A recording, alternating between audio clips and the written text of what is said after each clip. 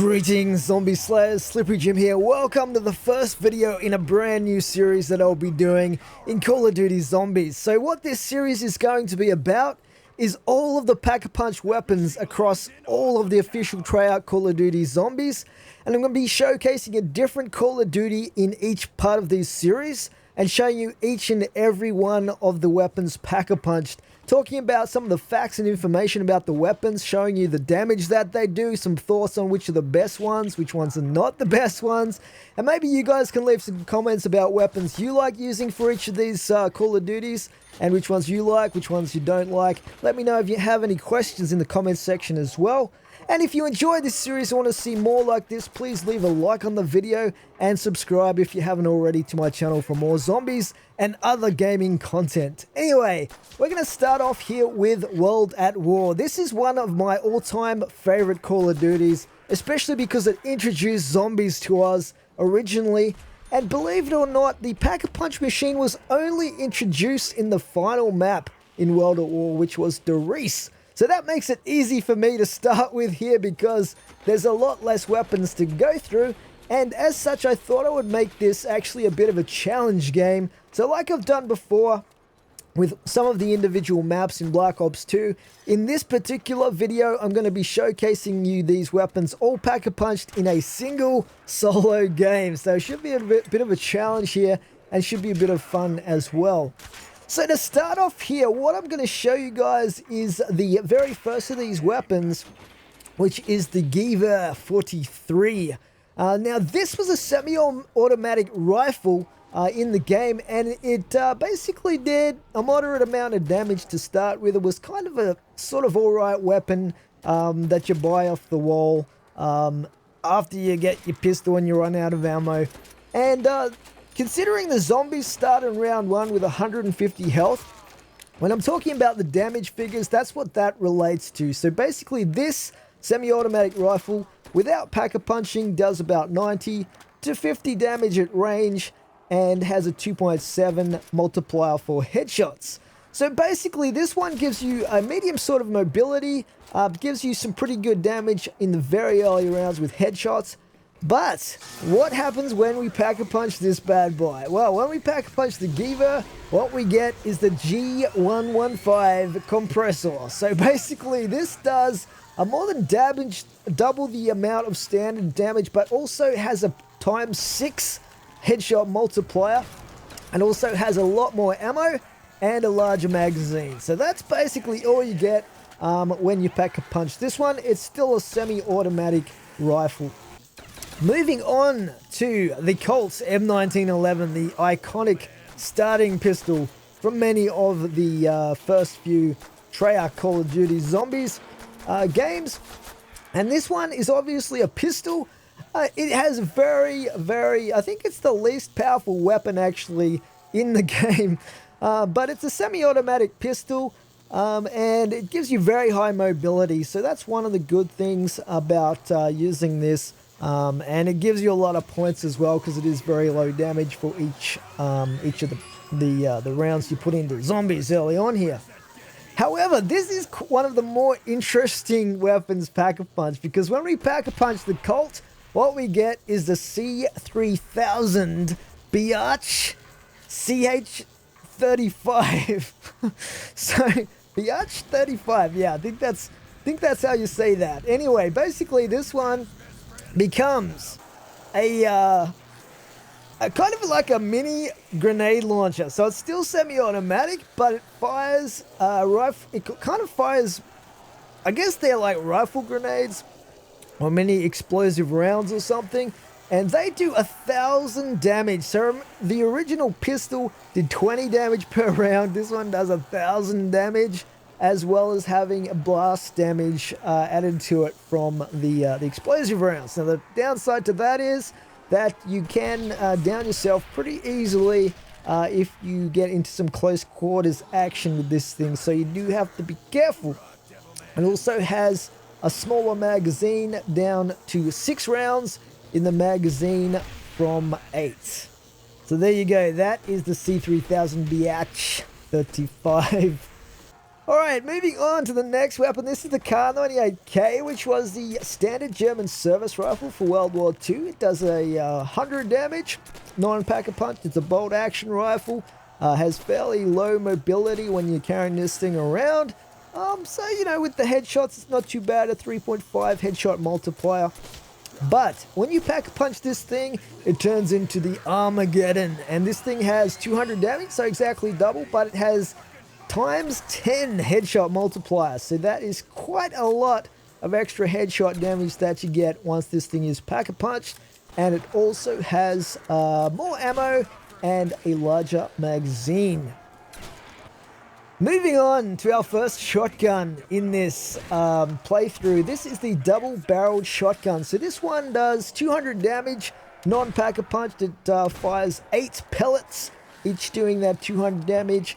And it's a semi-automatic, I guess you could call it that, weapon. It gives you high mobility, and it's pretty good, super close up on the zombies. But once you pack-a-punch this, it turns into the 24-bore long range. And this thing does double the damage, basically.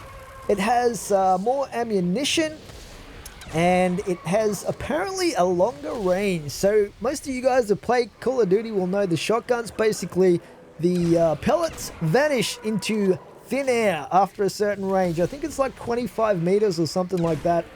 I'm not 100% sure, to be honest, how far this extends that, but it does apparently extend the range. So there you go, the 24 bore. So moving on to the next shotgun in the game here in World at War. It is the M1897. This is a trench gun. It is slightly lower damage than the double barrel at 160 damage times 8 pellets as well. Now what's interesting about this one is originally with the history of this gun, the US used this, they called it the trench broom, used to clear out the trenches with this thing, starting in, I think it was World War I, and it became so effective and so feared that the German government actually protested in vain to have it outlawed in combat. Anyway, yeah, the Germans, they're all for the humane killing in the world wars, I guess. Anyway, we won't touch that one. Now, once this one is pack-a-punched, it turns into the gut shot. And this one does 300 damage. It basically has a higher range, larger magazine, higher damage, and reloads 2 shells at once instead of 1 at a time. So double the reload speed there. Moving on now to the FG42 off the wall. This is a quite an interesting weapon, not used very often, but this is an LMG and does 100 standard damage and 85 at range. It's fully automatic, very high rate of fire, 937 rounds per minute. And it was actually one of the most advanced weapon designs during World War II, which combined the firepower of an LMG in the lightweight form of a standard battle rifle. But when you pack-punch this thing, it becomes the 420 Impeller. Obvious references there from the devs. And believe it or not, it does about the same damage, but slightly higher rounds per minute of 1000 RPM, very slightly higher headshot multipliers. It basically has more ammo and double the magazine. So that's one of the downsides with this weapon. It's good rate of fire for building points, but very little ammo. It runs out very quickly. Moving on now to the M1A1 carbine. So this is a semi-automatic rifle. This has a 2.7 headshot multiplier, has a medium mobility if you're carrying it. Nothing super remarkable about this weapon, non-pack-a-punched. Once you pack-a-punch, this one is kind of interesting. It turns into the Widershins. Now, Widershins apparently means anti-clockwise. That's where that word comes from, or that's what that translates into. I'm not really sure what that is referencing, to be honest, but it's a pretty cool word. I don't know. Anyway, this one becomes fully automatic once you pack-a-punch it, and has a 600 rounds per minute rate of fire, which is pretty decent, and it's sort of okay. Let's put it that way. The next weapon is what I think is the only Japanese weapon in World at War that you can actually pack punch, and that is the Type 100. That's without mods, of course. The Type 100 was the Japanese submachine gun. In game, it has 100 damage, pretty standard for a non-pack punch. Has a ×4 headshot multiplier, very high mobility, which is good as well. And once you pack punch this thing, it becomes the 1001 Samurais, which is basically going to give you higher damage, a double magazine, higher rate of fire, and more ammo. So that's it. It looks pretty cool. Kind of chrome looking barrel and stuff like that. I quite like this one. But we're going to move on to another submachine gun, and this was the MP40, the very iconic, very famous submachine gun that the German officers used to use. This one starts off with 100 damage non-pack-a-punch. It gives you high mobility. For me, it feels like it has quite a lot of headshot damage as well. It's actually a ×4 headshot damage standard. Once you pack-punch this thing, it becomes the Afterburner. And this has exactly double the damage, slightly higher ×5 headshot multiplier, 600 rounds per minute rate of fire, and it sounds pretty cool. A lot of people love this gun. Moving on to the STG-44. So this is one of those polarizing weapons. Some people love it, some people hate it.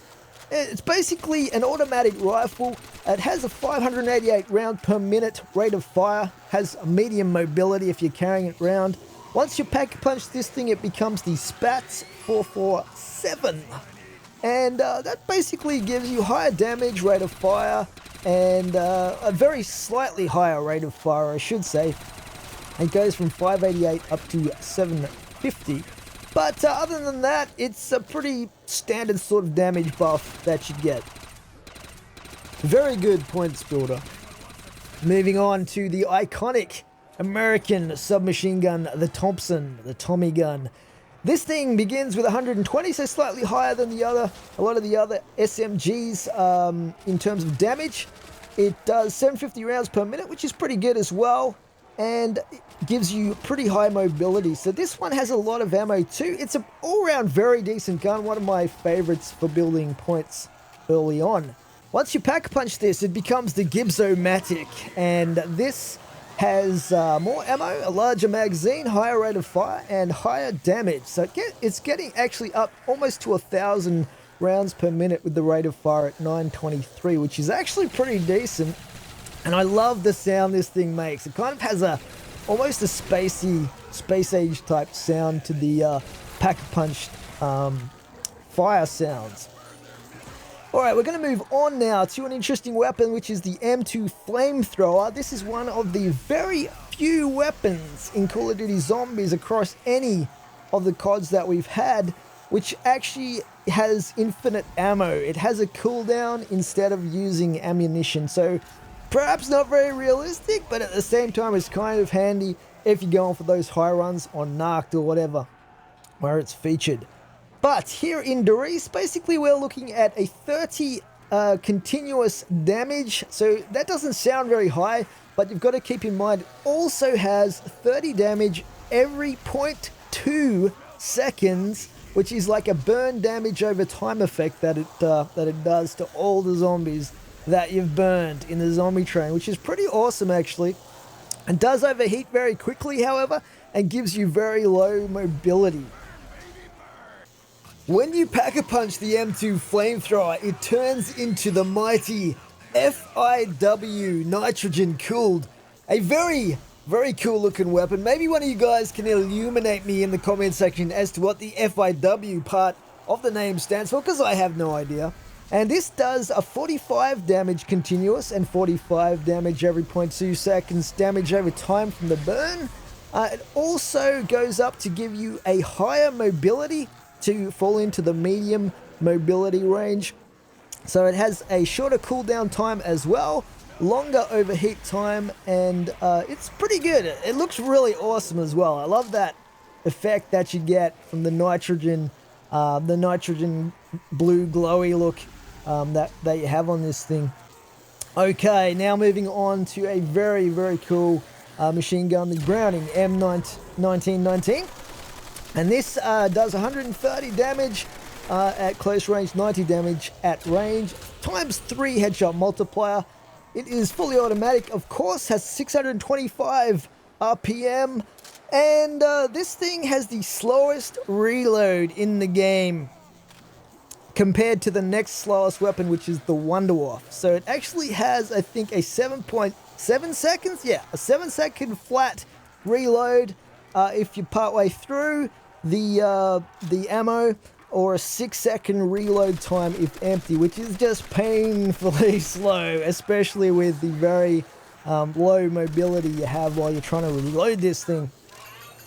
Once you pack-a-punch it, it becomes the B115 accelerator, which has exactly the same damage, believe it or not, and the same headshot multiplier. It does have a slightly higher rate of fire, up to 750 RPM.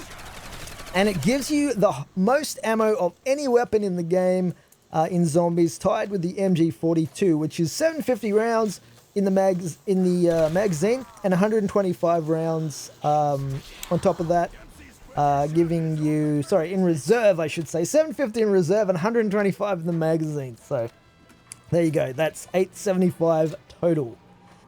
The next weapon we get out of the mystery box is the Wonderwaffe, the DG2, one of the most famous Zombies weapons of all time.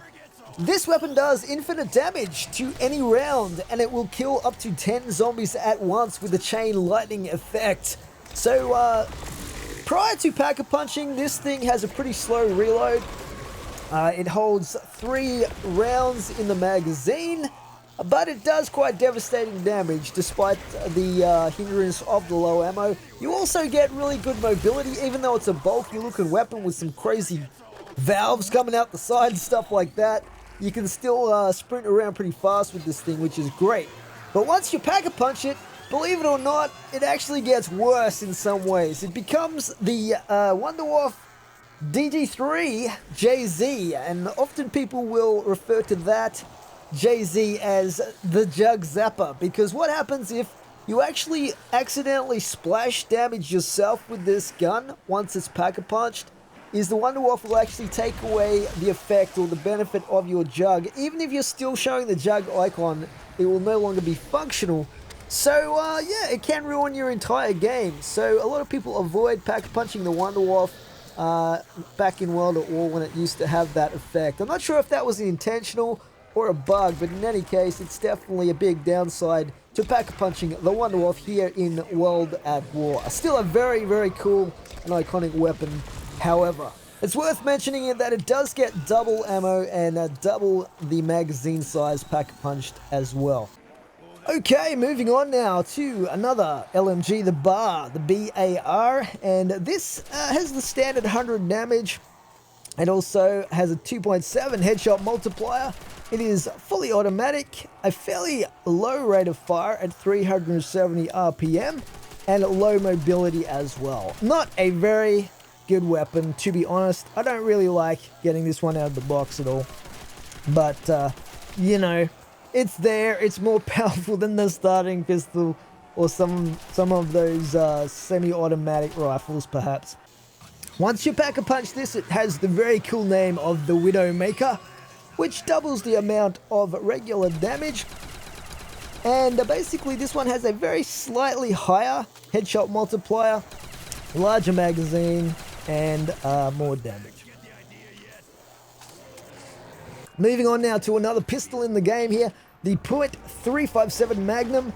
This does a huge 1000 damage at close range, 300 at medium range, has a 1.5 headshot multiplier. It's a double action pistol, and this one also gives you the standard high mobility for most of the pistols in the game. Once you pack-a-punch this, it becomes the .357 +1 kill you. So, a bit of a mouthful, but this does the same amount of damage at close range, but at longer range it does double. It goes up to 600 from 300. Has double the headshot multiplier, and basically the same amount of ammo. So nothing too special there, especially when you compare it to the epic effect that you get if you pack-a-punch the other pistol, the Colt. Our next weapon is the very famous M1 Garand, which was the standard US service rifle during World War II, and it makes the distinctive pinging noise when you eject a clip from the empty rifle, which most people will recognize instantly when they hear it. And this in-game does 105 damage up close. It has a 3 times headshot multiplier, and it's a semi-automatic rifle, obviously. Nothing too special there before it's pack-a-punched. Interestingly, here in Doris, it comes with a rifle grenade attachment, which does 600 damage standard. It also has a blast damage of 600 for closer targets, 75 on the edge of the blast damage radius, and gives you a medium mobility once you have this weapon equipped. So when you pack-a-punch the M1 Garand with the rifle grenade attachment, what you get is the Imploder, and this thing does about double the amount of damage, both in the actual direct damage and the headshot multipliers. It has more ammo, a larger magazine, nothing super special there, it's still a semi-automatic weapon. The rifle grenade, however, goes up to 1000 damage with a huge 1200 blast damage, and it is fully automatic, so it fires 3 grenades at once if you hold the trigger down, with a rate of fire of 120 grenades per minute, which is pretty huge. And it has a 40 plus 3 grenades, which is pretty huge compared with the standard 20 plus 1. So it's actually a lot of fun to use. It's one of the best weapons for making crawlers with those rifle grenades. But again, you have to be careful that you don't blow yourself up. Speaking of blowing yourself up, we come to the #1 culprit for that, which is the Panzerschreck. Interestingly, the name Panzerschreck meant tank fright, sort of like Bane of Tanks in German, if you like. But it was actually nicknamed by the troops the Stovepipe because of the huge cloud of smoke that used to come out of it when you fired it. And it's obviously a rocket launcher. This was one of the most effective weapons for destroying armored tanks and vehicles in World War II. In game here, it does 600 damage, direct damage, and 600 blast damage from a single shot. Very low mobility, quite a slow reload as well. Once you pack-a-punch it, it becomes the Longinus. And I think that was actually, according to legend, the name of the spear which was used to pierce Christ's side during his death. And maybe that's like linked to the fact that there was rumors that Hitler was trying to recover that spear for his occult activities. I don't know exactly, but it might be a reference there. Anyway, getting back to the qualities of this weapon, pack-a-punched, it does 1000 damage and a 1200 blast damage as well. It becomes fully automatic, which is pretty cool and a lot of fun. And it has 30 rockets plus the 3 in the weapon. It reloads all 3 rockets at once, and it also has increased mobility, which is always good. Okay, let's move on to probably my favorite all-time Zombies regular weapon, put it that way, and that is the PPSH-41 submachine gun, a fully automatic Russian weapon. And this thing, standard, each bullet does 100 damage up close with a 4 times headshot multiplier, which is actually pretty decent. But considering it does 1250 rounds per minute, it is incredible, both for building points and destroying the zombies, especially in the lower rounds. And it has a high mobility as well. So it's so much that's good about this weapon. Once you pack-a-punch the PPSH, what you get is the Reaper, and that does 150 damage up close. It goes up to an incredible 1578 rounds per minute, which is unbelievable rate of fire. Has more ammo, and including the fact that the drum magazine holds exactly 115 rounds, which is obviously a reference to Element 115 on an Pentium. So there you go, guys. One of the best weapons across the board in Zombies in World at War. Moving on to another iconic weapon, the ray gun.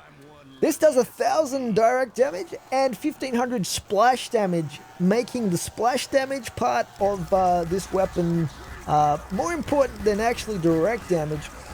It has 181 rounds per minute that it spits out, fully automatic. High mobility as well when you're carrying this thing. And according to the information I've got here, it basically uses cold cell technology to create plasma-like ammunition. So what's interesting is the reload animation here in World at War reloads just one of these cold cells. But later on in Black Ops 3, they changed the animation to reload 2 of them for some reason. Don't know why they did that. Anyway, once you pack-a-punch it, it becomes Porter's X2 ray gun. The actual effect of the weapon goes from green to red. Still does 1,000 direct damage, goes up to 2,000 though for the splash damage, and basically has higher multipliers as well. Large magazine and lower splash damage to user. So there you go, you're less likely to down yourself if you happen to be shooting zombies at close range once you pack-punch it. Another of my favorite weapons, the MG42 machine gun. So this thing does 130 damage close up. It has a 3 times headshot multiplier. It has a 937 RPM rate of fire, which is getting up towards the 1,000, which is really, really high. Now this thing was actually called Hitler's buzzsaw because the rate of fire made it impossible to hear the individual shots. Instead, you just hear like a ripping sound like a buzzsaw, which is something interesting. I think once you get past the 1,200 rounds per minute in real life, that's when you can't hear the individual shots and you just get that ripping sound. So there you go, Hitler's buzzsaw. Once pack-a-punched, it becomes the Barracuda FUA11. Interesting play on words there from Treyarch. Has a slightly higher headshot multiplier, goes up to 1,363 rounds per minute, which is just a little higher than a normal PPSH, just to compare. It also has the most ammo of any weapon in the game, tied with the Browning, which we mentioned earlier. It still has a low mobility, but it's a very, very good weapon, both for killing the zombies and for building points as well. So we finally arrive at our final weapon here in pack-a-punching all the weapons in the game, in a single game in World at War Zombies. And that is the PTRS-41. This was the last one that I finally got out of the box. In real life, this is the Russian anti-tank rifle, which is still used in warfare in 2017, which is quite incredible when you think about it. I think it's used in Europe in one of those Ukrainian wars or something like that. But anyway, it was used in the Eastern Front during World War II. It has armor-piercing rounds, and in-game it does 1,000 damage, a times 10 headshot multiplier, which is pretty huge when you think about it. 2.25 chest multiplier, and it is a semi-automatic rifle which has very low mobility and very slow reload as well. Once you pack-punch the PTRS, it becomes the Penetrator, and it still does 1,000 damage, still has the 10-time headshot multiplier. But what's really interesting about this one, Pack-a-Punched, is that it gets the ability to penetrate up to 5 zombies instead of the standard 3 zombies, believe it or not, which is the standard for all bullet weapons in the game. So it actually goes up from the 3 to the 5 zombie penetration, so you can get those collateral kills. It has exactly the same amount of ammo as well, apart from the magazine size, which goes up to 8 from 5. So there you go, guys. That is the final weapon in our All Guns Pack-a-Punch video. As I said, this is the first in the series. The next Call of Duty we're going to be doing is Black Ops, and I'm going to be pack-a-punching all of the weapons, obviously because they're across different maps. In that case, it won't be done in a single game, but I hope you look forward to that video. For now, please remember to rate and subscribe if you haven't already, and I'll see you guys in the next one. Thanks for watching. Sleepy Jim out.